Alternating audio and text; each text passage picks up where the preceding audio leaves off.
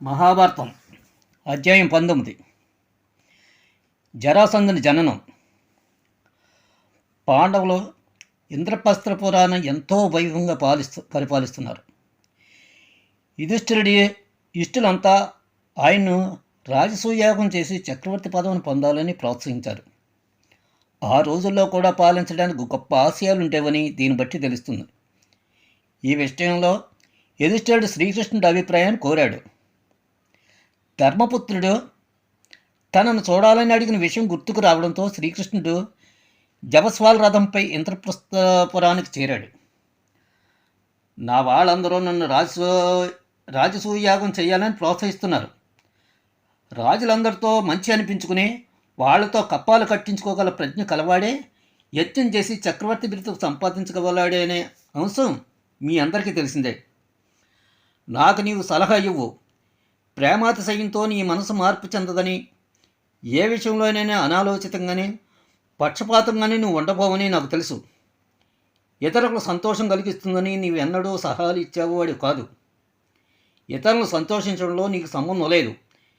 నీవిచ్చే అభిప్రాయం సలహా ధర్మంగానే ఆశ్రయణీయంగానే ఉంటుందన్నాడు యుధిష్ఠిరుడు. దాని శ్రీకృష్ణుడు, అలాగే, ఆ కారణం వల్ల నేను చెప్పేది ఏమిటంటే, మగధరాజు గనుడని చెప్పే జరాసంధుడు జీవించున్నంత కాలము నీకు చక్రవర్తి బిరుదు రాదు. అతడు చాలామంది రాజులను జయించి వారిని తనకు భృత్యులుగా మార్చుకున్నాడు. క్షత్రియులంతా పరాక్రమంతుడైన శిశుపాలుడు కూడా జరాసంధుడి ప్రలోభానికి భయపడి అతడికి లోబడిపోయాడు. ఉగ్రసేనుడి కుమారుడు దుర్మార్గుడైన కంసుడి గురించి విన్నావు కదా. అతడు జరాసంధుడు అల్లుడు. అతడి కంసుడు సహాయకుడు అయిన తర్వాత నేను నా ప్రజలు జరాసంధుడిపై దాడికి వెళ్ళాం.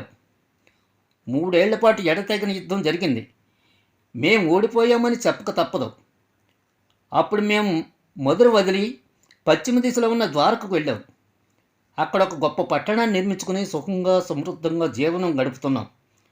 దుర్యోధనుడు, కర్ణుడు ఇంకా ఇతరులు నీవు చక్రవర్తి పదవి పొందడానికి సమ్మతించినా జరాసంధుడు తప్పకుండా నీకు ఎదురు తిరుగుతాడు. కనుక తిరుగుబాటు లేకుండా చేయడానికి అతను ఓడించి చంపాలి.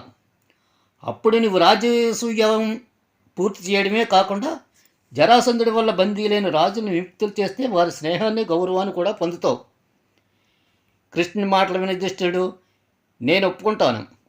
రాజ్యాలను న్యాయంగా, ధర్మసమ్మతంగా పాలిస్తూ అత్యాశకు పోకుండా సౌఖ్యంగా జీవించే అనేక మంది రాజుల్లో నేను ఒకడిని. చక్రవర్తి అవ్వడం అనేది అంత పదవికి అర్హులం అన్న తెలియజేయడానికి, గర్వపడటానికి మాత్రమే తప్ప వేరు కాదు. రాజు అన్నవాడు తన రాజ్యంతో ఎందుకు సంతృప్తి చెందకూడదు? కనుక చక్రవర్తి కావాలనే కోరికను నేను విడిచిపెడుతున్నాను. ఆ బిరుదు నిశ్చయించగా నన్ను ఆశపెట్టడం లేదు. నా అన్నదమ్ములు అలా కోరారు. నీవే జరాసంధుడికి భయపడుతుంటే మేమేం చేయగలం అన్నాడు. ఈ మాటల భీమసేనుడికి ఏమాత్రము రుచించలేదు. రాజుకు ఆశ గొప్ప గుణం. తన బలం తెలుసుకోలేనప్పుడు అది ఉండి ఫలమేమిటి? సోమరతనంతో కాలం గడుపుతూ ఇలా తృప్తిపడడం నాకు ఇష్టం లేదు. ఎవరైతే సోమరై సుఖపడే చెడు అలవాటును వదిలిపెడతాడో, రాజకార్యాలయంలో యుక్తంగానూ బుద్ధిగానే పని చేయగలుగుతాడో అతడు తనకంటే బలవంతుని కూడా జయించగలడు. బాహుబలం, యుక్తి కలిస్తే అది ఎంత పనైనా చేస్తుంది. నా బాహుబలానికి తోడు కృష్ణుడి బుద్ధిబలం, అర్జునుడి చాకచక్యం కలిసి ఉంటే ఏ కార్యాన్ని సాధించగలం.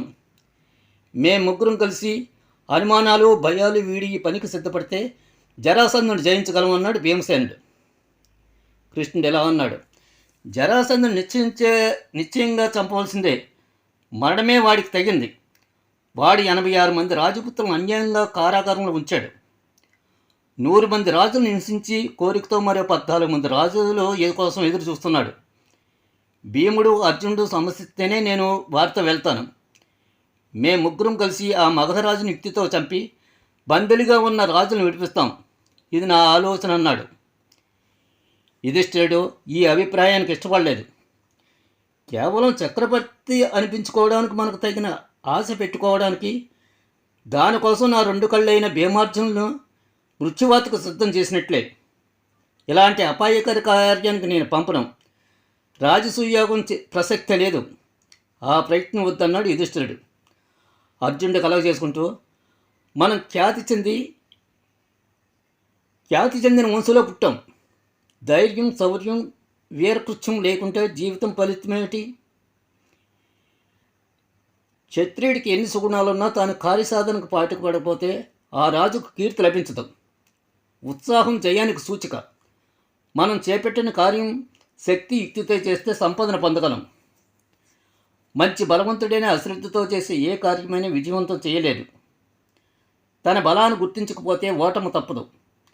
మేం బలవంతులమని తెలుసు, దాన్ని ఎంతవరకు ఉపయోగించాలో అంతవరకే ఉపయోగించడానికి మేము భయపడం.